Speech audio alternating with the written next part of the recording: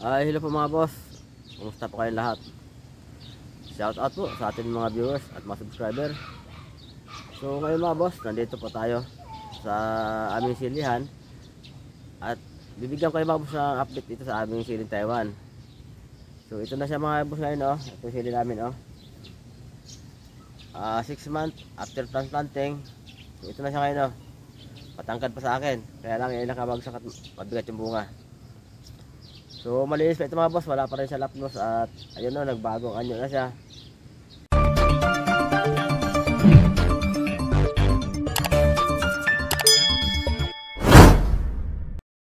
Kumusta kayo lahat mga boss? Kumusta po yung mga siling niyo dyan? So ngayon mga boss, ito, bigyan ko kayo update ng aming siling Taiwan.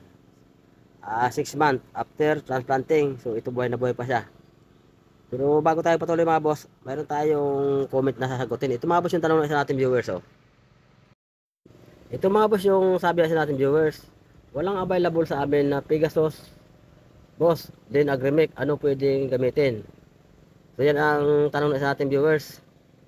So dito kay boss Alvin Miguel, boss Alvin, kung hindi available sa inyong lugar ang Agrimic at Pegasus, kung talagang wala yung mga gamot dyan na mahusay sa lugar ninyo, pwede naman kung mayroon dyan Telluride or Agrigard. So kung wala talaga Pegasus, ay hayaan mo na yun, hindi naman problema kahit wala yun. Talaga mayroon kang miticide na mabili kahit na anong brand, kahit na hindi Pegasus. Kung talagang wala yung lahat, halimbawa wala rin Alika, wala yung Telluride, wala yung Agrigard, pwede ka rin gumamit ng karate. So kung mga brown match lang sa trips, ay kayang-kaya naman patayin yan. Ang isa pa dyan na kadalasan na makikita natin sa mga malalayong lugar na medyo mamurahing gamot na okay naman siya gamitin din at natry ko na rin yan, itong Bida. Gawa siya ng Aldis. So yung Bida gawa yan ng Aldis mga boss, Bida insecticide. So pwede siyang gamitin na pang spray dyan sa mga broadmatch at trips, o sa mga uod din. Ang Bida ay lambda sa halotrain mga boss. Kaso lang hindi siya concentrated katulad nung sa Alika na malapot. Yun naman ano siya, parang mantika naman yun. Emulsified.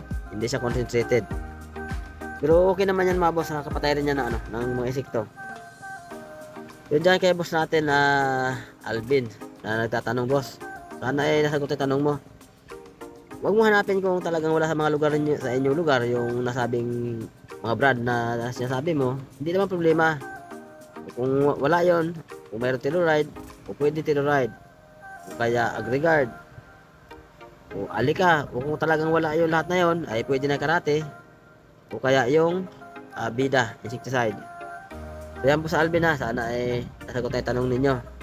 Ang timpla yan boss, huwag mo na tuluhan naman, 10 ml lang pero 60 liters na tubig, nakalagay naman sa bote ng mga lason, sundin mo lang para hindi magka-problema yung dahon ng tanim.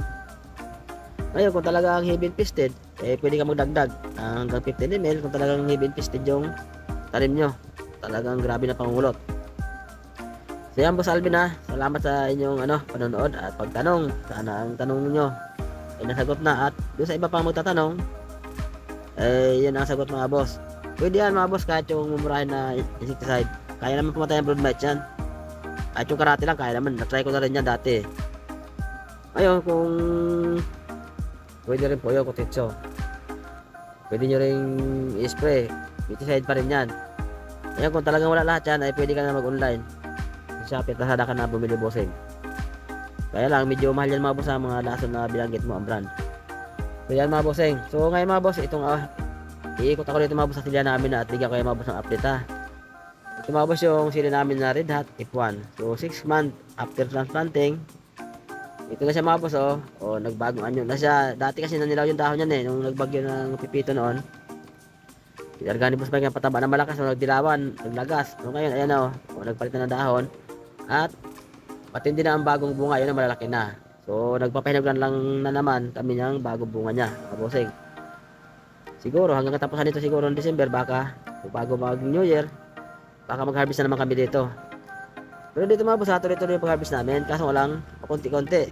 Kasi yung natira namin na mga bunga noong unang bugso at pangalawang bugso niya ng pamumunga, ay siyempre hindi naman sabay-sabay yun na mahinog.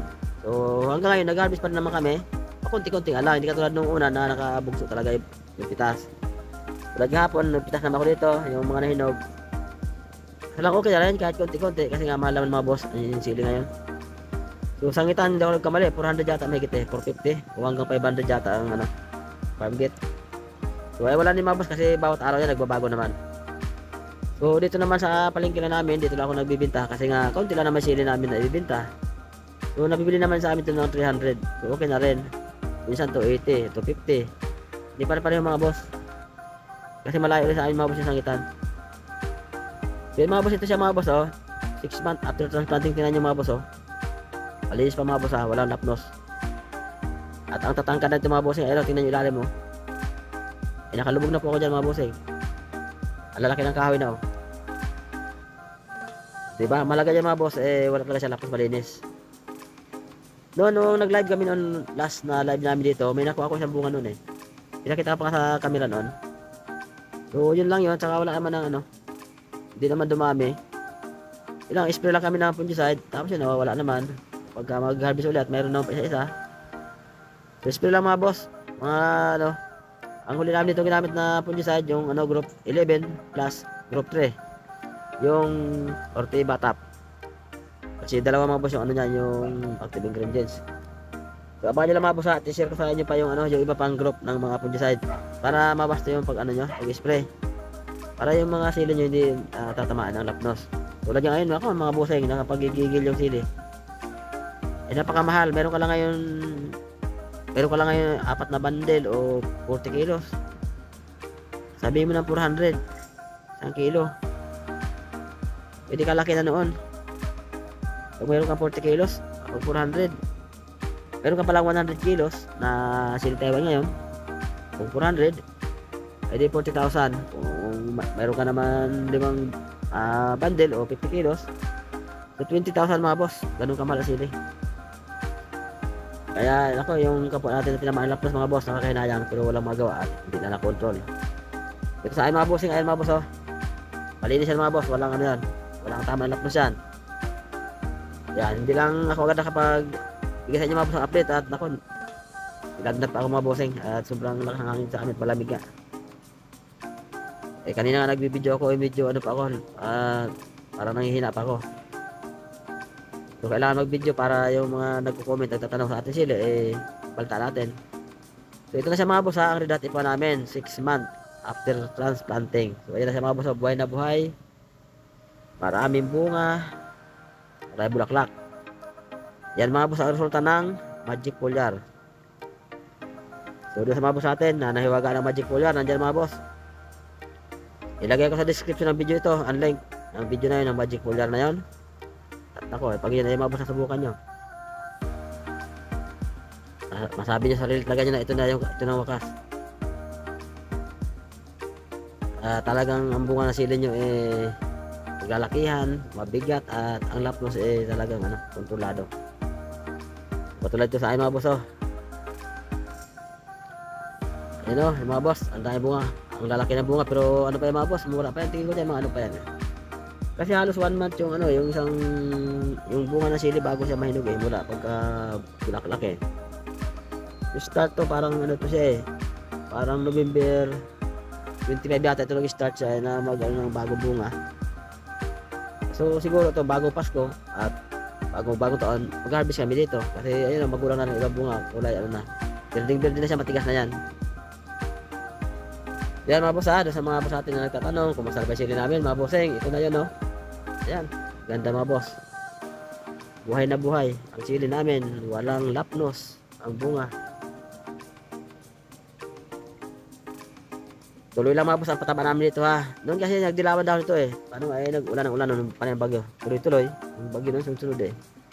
So hindi kami boss may kapag-abono noon. Nagdilawan yung dahon. Ayun nung medyo naka-recover siya. Nung medyo umaraw na nga at hindi na umulan, saka kami nagpataba lang ayun. Naka-recover na mga boss. Sabay spray ni Boss Mike ng Magic Foliar. So ayan na. Diba ang ganda, umarangkada ulit bunga, dami ulit yan. By January ito mga boss, matindi ulit bunga yan. Nang-harvest namin dyan. At dami naman talaga bagong bunga. At yung bulaklak talaga namumuti. Kaya ano to mga boss, magtatagal pa ito. Sana Huwag pang bumaba yung presyo ng sili. Pero palagay ko mga boss, hindi pa bababa ang presyo ng sili. Para hanggang February o March. Baka medyo mataas pa ito. Kasi nga nasira na bagyo yung mga mga sili. Ngayon pa lang magtatanim yung iba. Kaya matagal pa mataas yan. Tapos yung iba nga, tinamaan ng lapnos. So, hindi na nagagamot yung lapnos. Kaya ayun, kawawa naman yung kapwa ating farmers. So mga boss, abangan nyo mga boss next video yung video namin, yung tungkol sa mga group ng fungicide para hindi kayo nahirapan mag-control ng lapnos. So hanggang dito muna ako mga boss, bye bye muna. Abangan nyo lang mga boss next video namin. Bye bye.